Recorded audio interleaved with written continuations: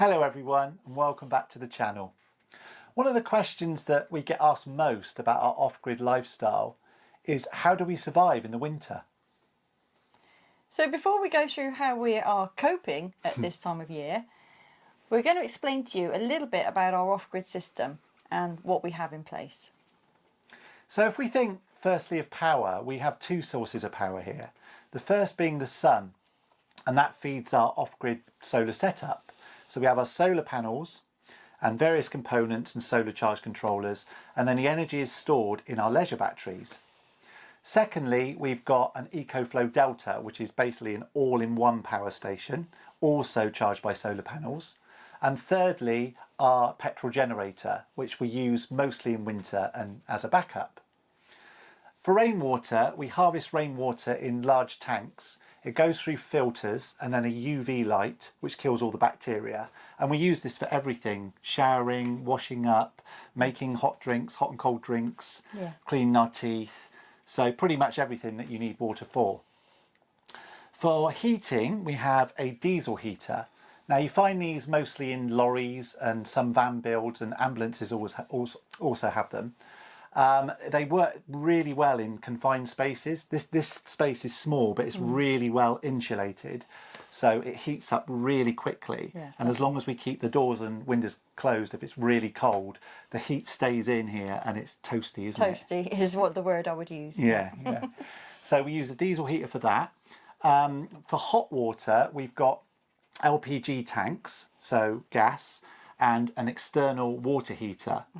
This is really efficient and it heats our water. You can change the temperature on it, so we use it for showering and washing up and everything you need hot water, washing your hands, everything you need hot water for, really. Next is we do have a septic tank. We've got a compost toilet, but we do have a septic tank, and we use that also for wastewater. Yeah.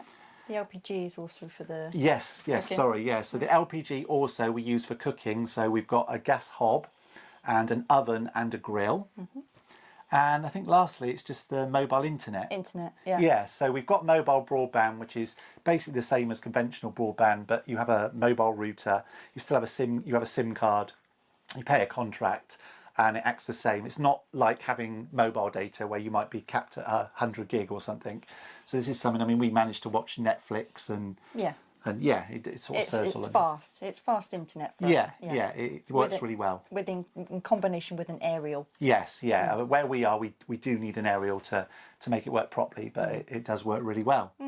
So I suppose the big question is does living off grid in winter, does it make a difference? Can you carry on like normal? Can you do the things that you would normally do? So if I just explain just quickly a little bit about what the actual power side runs in our tiny home, and then we'll see, or maybe we can talk about whether it can run all year round, that sort of thing. So we do have a 12-volt fridge and freezer. They work really well. They were quite expensive. I know some of the cheaper ones, people say that they might ice up, like they're more sort of like ice, what do you call them when you go camping? They're more like the cool box. Yeah, cool boxes. Yeah, but these are sort of like proper fridge and freezer. So we have those run off the batteries. Also the batteries charge our phones, so we've got little charging points, 12-volt charging points, so we can charge our phones and our tablet. Also they run 12-volt lights. We've got extractor fans, one in the kitchen above the hob and one in the bathroom. We've got a few security cameras outside. They're powered by the 12-volt running off the batteries. Internet router is powered off the batteries also. Things like an electric toothbrush, my shaver to cut my hair. It all just plugs into a little USB socket, don't they? All of those just plug into the USB socket, apart from the lights. It's amazing these days how many things you can get at a USB, and they sort of seem to be pushing that, and it's fantastic. You just need a kettle and a toaster to run off USB. That would be perfect. That would be perfect. But that's not going to happen. Anyway. So these are the sort of things we run off the 12-volt, and then from the batteries we have an inverter, and basically that runs UK plug sort of 230 volts. So then we can plug in things like laptops and charge that, our power tool batteries, and it also runs. We've got quite a large 4K TV and surround sound and Blu-ray. And the reason I mention that really is because it's quite power hungry, but it runs comfortably off the inverter and the batteries. So if we look at what happens when the weather's better and we've got more sunlight and more sunshine, so for about 8-9 months of the year here, we've found that the system works flawlessly, really. The solar system. Yeah, the solar system for the power. Yeah. So basically, there's enough sun and enough light to top up our batteries. And what happens is as soon as the batteries are full, the sun bypasses the batteries with the solar charge controller, and you can use that excess energy. So what we'll do, so for firstly, the sun and the solar system runs all of the things that I've just said happily. Yeah. Day and night, and we don't really take much out of the batteries. They stay at around 90 to 95% for all of that time, which is fantastic. In the day, when you have excess sun or decent light, and the batteries full up and they go into float, which means they're topped up, you've got excess energy. So if we were to then plug in the laptop or want to watch TV for a couple of hours, then basically we'd just be using the sun.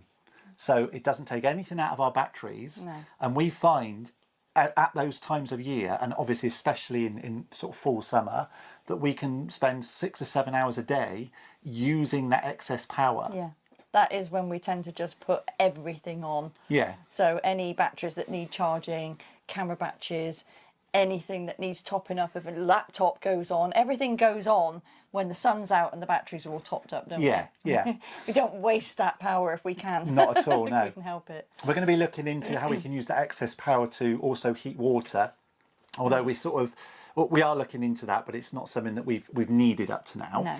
No. Also, we must mention with the laundry, because this system would not run, it's just not large enough to run a washing machine. A conventional washing machine. Or a tumble dryer or a dishwasher. But thinking of the laundry side of it, we've got a really good twin tub that's very low wattage. So basically what that means is we can run that off of our batteries through the inverter. So if we've got a sunny day, then basically we can run that for free. That, it's not even using anything out of the batteries. So it doesn't heat the water, that's the one thing, which is why it's low wattage. But we do that separately on an external, it's like a stove, it just runs off twigs. It's a rocket stove, a double rocket stove with a cast iron plate, and we can heat a large pot of water. Large pot of water, yeah, and that's pumped to the twin tub and so on. So in the lighter and the sunnier days and months, we manage to run pretty much everything that you would in a conventional home, except for really high appliances like an electric kettle, because we use our gas hob to heat our water. A washing machine, like I said, we've got this low wattage washing machine that isn't quite, up to a standard washing machine, but it's pretty good. It is very good. It is very good, because it's one of those things that I was particularly concerned about. Yeah. Like laundry, how do I do laundry? Yeah. But yeah, I know. A tumble dryer, but obviously in the summer months you more likely dry your clothes outside anyway.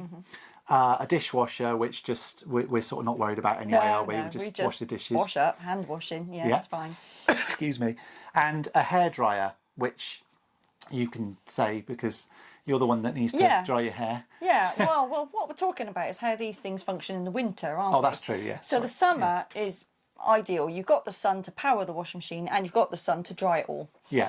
In the winter, you haven't got that option. You might have sunshine, but it's not really long enough to top up the batteries and power something else, is it? No. So as far as the laundry goes in the winter, we tend to go to the laundrette, the local laundrette. So this is the first compromise, really, of what the difference in the winter. Yeah. It's not a huge compromise, but it is a compromise. Yeah. So that's the first compromise.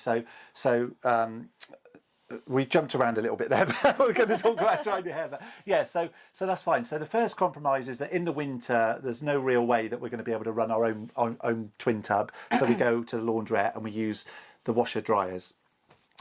Secondly is that, say, the hairdryer. So in the summer, you would dry your hair naturally. Yes. In the summer, I'd wash my hair as normal, or shower, whatever. And I'd probably just wander around outside, which we'd do anyway. Yeah. We'd be outside anyway, and it would just naturally dry. Yeah. But in the winter, I don't want to be out there. It's freezing cold, because when you've got wet hair, it just exacerbates that.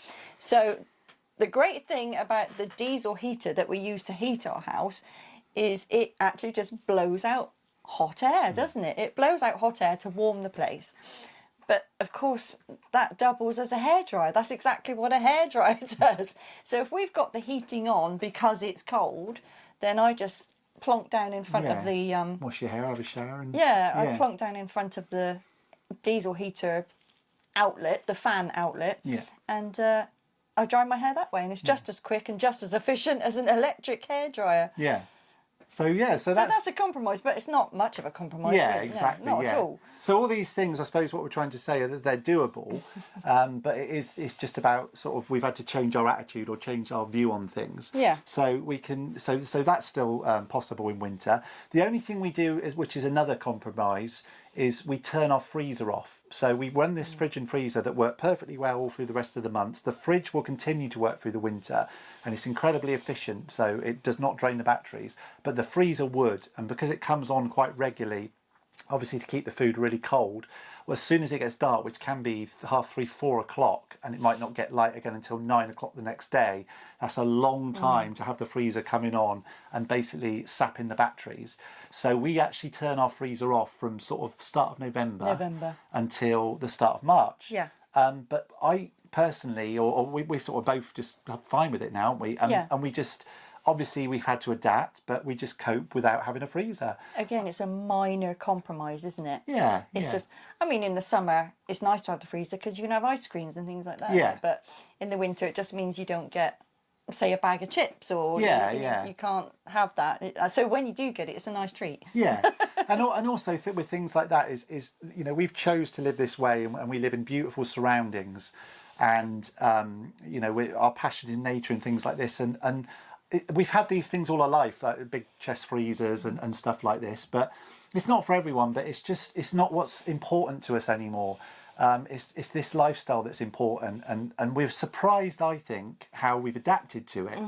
And you know, and when things go wrong as well, like we have got a bit of a problem with our water system at the moment, just with the UV, because you have sort of a ballast that powers the UV, and then they notoriously just break. So they break in every couple of months.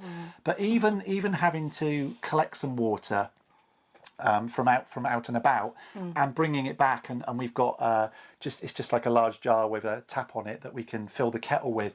You would think that would be a real problem and just difficult that you can't turn the tap on, but it's just not an issue, is it? No. These things just don't seem to affect us the way we thought, or you would think, the way you would think they would. Yeah. So we still manage to do all the things we need to do. We keep clean, we can shower, we can wash up, we can cook, we can stay warm. We can watch a movie in the evening. We can watch a movie.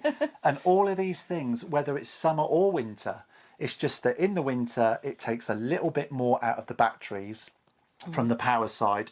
Everything else obviously stays the same. The gas isn't really going to change. Obviously we might use a little bit more of the diesel for the diesel heater, but nothing changes, as in can we survive, or does it change the way that we live? Not at all.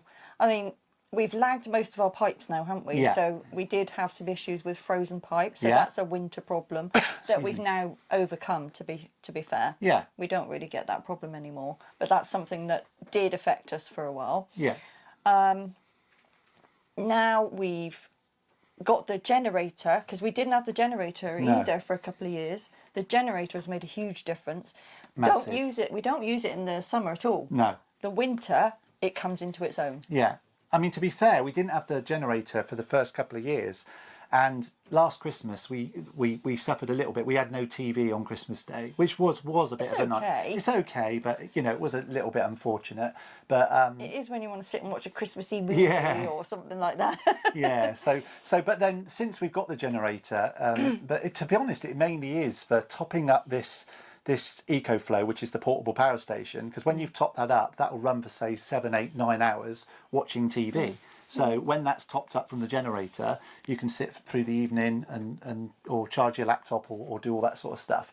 So I suppose what we're saying is the way we've done this is we've got lots of different things, like it's a mix mash altogether.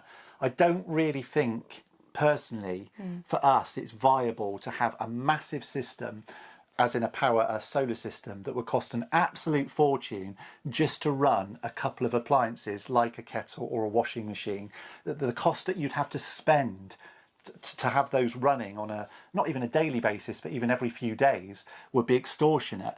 Whereas the system we've got is very small, and we're going to be going through this in some detailed videos about what we purchased, how we set it up and put it together, how it works, how to maintain it. But the system that we've got power wise does we don't feel, I don't think, that we miss out on anything. No. Do we? That's just the snow Yeah, coming I off just the heard roof. the snow coming off the roof. Yeah. There's a big snow slide coming off the roof then. Yeah. Sorry, we got a bit distracted. But yeah. But yeah, so we don't feel we miss out, do we? I don't. not It's at all. It's not that we can't have those things that you need that power for.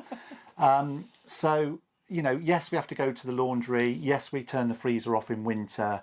Yes, we don't have a hairdryer. No. But apart from that, I mean, it's pretty much the same. Yeah. Yeah. I can't wait for us to do these videos where we show you our whole system and how it all works, because it will give you an idea of also how you can reduce your lifestyle a little bit. Energy needs. And yeah, exactly. That's what I'm trying to say. You reduce your energy needs. It needs a mindset change. That's the thing. I know everyone watching this is not necessarily thinking of going off grid, but for the people that are, it's obviously this is only our opinion. There's lots of different ways to do this, and if you've got extra or the cash available to have a big system, or you can do these things. You can have whatever you want really, but if you're doing it and you're trying to get the best out of it for the money that you've got, there is a way to get really cheap LPG, which is a lot more environmentally to produce than coal stations and being on grid. So we don't mind the fact that we've got LPG alongside. Obviously we use a bit of diesel, but we can't have everything. We just try our best to be as environmentally friendly as possible. But we use very little water, only what we need. And energy-wise, it's amazing. I mean, we've got the lights on now just because we're filming, things like this, but it's surprising how you can sort of cope with a little bit less. And with the outside space, because this is our life, and our life is really, we live this way because, I mean, we love it living in our tiny home, but we live this way to have the outside space. Yeah. And because that is our passion, then to us, anything like this is worth it. Anything we have to do is worth it. There are quite a few compromises that you're prepared to take. Yeah, and make. Yeah, definitely, definitely. So, and the cats are happy as, I mean, they're warm and they snuggle up in here and they sit on our little stools that we've got in front of the diesel heat, and the air blows up and they just, I mean, it's a very cosy lifestyle. I suppose that's what we're trying to say. We're not trying to sell it or make it not what it is or try and we're just trying to explain that it works for us. For us, winter's fine. Winter is fine for us. Yeah. And we get through it absolutely fine. It's not a problem. Yeah. And finally, I suppose the advice is to anyone, obviously, we live in a certain type of tiny home, and I mean, we built this one, so we know that what insulation's in it. It'd be completely different if you were in a van build. You'd have limitations to the installation you could put in, things like that. But it's just that what we have done, and a lot of it is luck, because we've never done this before, and we just didn't draw any plans, and we just built our home, and we just bought the things that we did, and we did a lot of research, but we didn't know that it was going to work. And it just so happens that for once in our lives we've fallen on our feet, and although things can go wrong and you have maintenance problems and things like I was saying with the UV and the ballast and things, although you have like little issues, on the whole it is comfortable, cost effective, very cost effective, and you just feel, I just don't feel any difference to in fact it's better than living in a standard home, because it's cheaper to heat and easier to heat. You get heated up quicker, just things like that. So we might be crazy, but maybe we're just crazy. Yeah, maybe.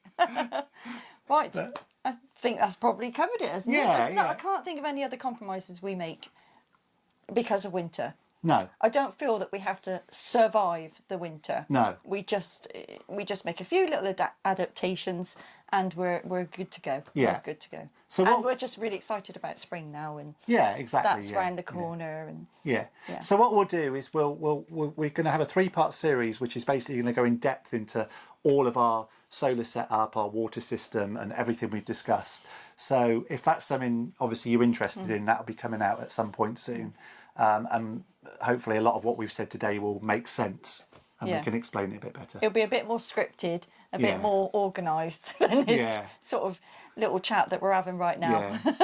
We said and before, lots of footage of the stuff that we have. Yeah, we'll be showing it, and we'll do videos, and we'll do photographs. And, and just to sort of wrap this up, we've said on our last video, but obviously everyone might not have seen it, but we've got a few different styles in this channel, but we're going to just be doing playlists for. There'll be something for everyone, because there's going to be loads about being off grid, and we're going to have got loads of videos about that. Setups and systems and how things work and everything. Lots of stuff about the tiny home, and we've got our tiny home diary series, which is just a bit of madness. Madness, of us living in this tiny space and trying not to kill each other. Excuse me. And but our passion as well is the outside space. So lots about nature. The rewilding that we're encouraging, our wildlife pond and the garden. And the little builds and things. Yeah, lots of rustic Thinking of doing a little cat thing. We're going to be building a cat palace out of pallets in the next couple of weeks. I persuaded him. Anyway, so that'll be coming up. But you know, if you enjoy the channel, just pick your playlists, or hopefully some people it'll cross over, and that's it. Yeah. Okay. Right, lovely. Great. Okay, that's great. Oh. Thanks for watching. Yeah, thanks for watching. We'll see you next time. Yeah, see you next time. Bye.